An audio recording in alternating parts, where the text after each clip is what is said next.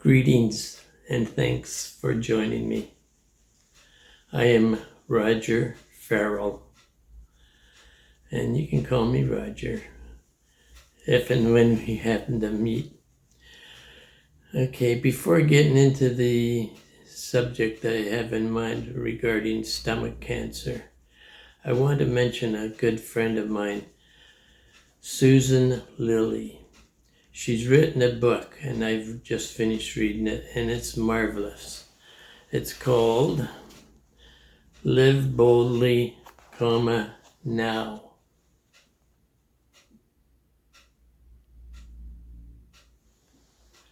And it's on Amazon.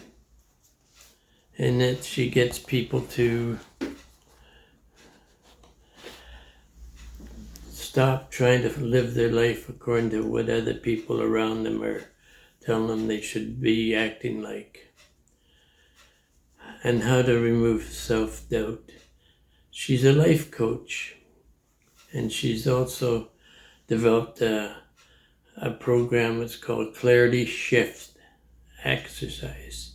That is Clarity Shift, S-H-I-F-T, exercise.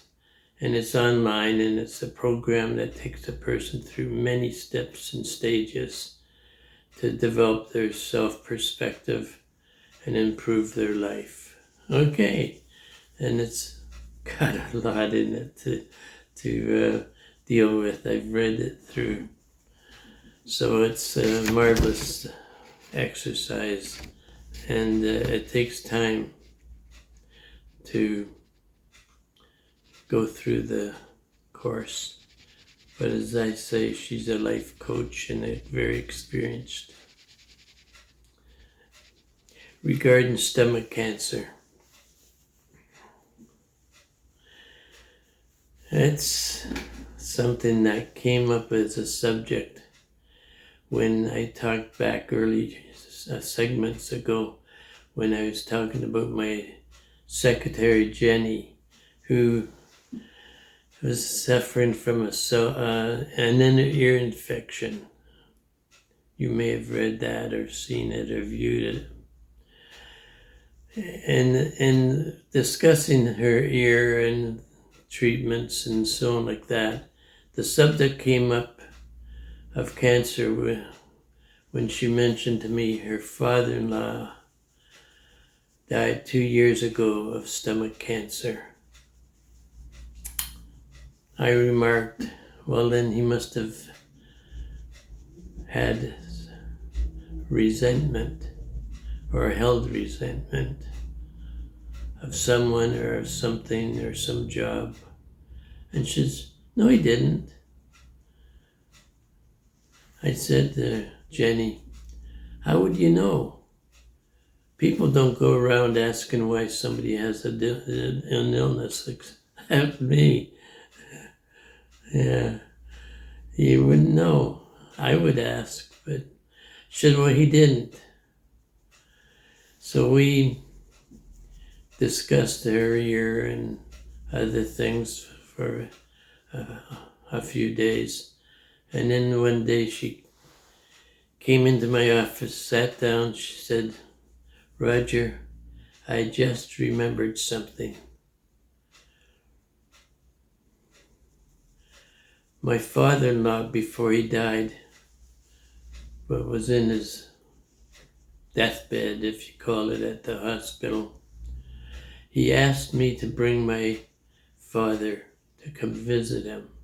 In other words, my husband's father-in-law. So the three of us attended the next day at the bedside of my father-in-law. And my father said, why did you want me to come here, sir? And the father-in-law said, I wanted to apologize to you. Apologize? For what? What reason? Because I always hated you. You always hated me? Yes, I did. Why would you hate me? Because us Chinese, we're supposed to give our oldest son, our eldest son, a house to live his married life in. And I couldn't afford to do it. But you did. You gave my son and your daughter a house. I couldn't afford to do it. In fact, I live in the basement of that house. And so therefore I hated you. Now, of course, Jenny did now realize I was right when she told me her father-in-law died of stomach cancer. And I said he had to have resentment. She asked me, she says, does everybody with resentment get stomach cancer? I said, no. I said, some people have other attitudes that counter it or offset it. They may have strong belief in their health. They may have a happy life, a happy family. So if they have resentment, it's diminished. The other good attitudes overwhelm it. She says, so does everybody that has stomach cancer have resentment? And I said, as far as I've seen over the decades, well, it has to be true because I haven't seen any other cause for it. So if there's resentment going on in anybody's mind, they have to drop the thinking and regarding resentment. They have to think of other subjects. And if it's a job or a person or a nationality they have resentment for, they have to try to create a different opinion of those people or those situations or that situation that is a source of resentment. And it can be overcome.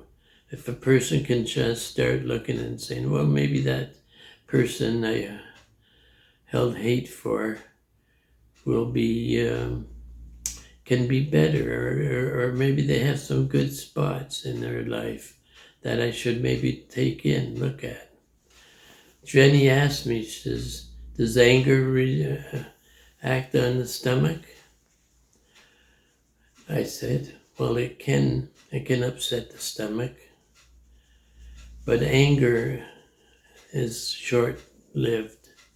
It's a 5 or 10 minute function, whereas resentment is constant, day in, day out, throughout time. That is the end of my discussion. And again, thank you for being here. Bye-bye.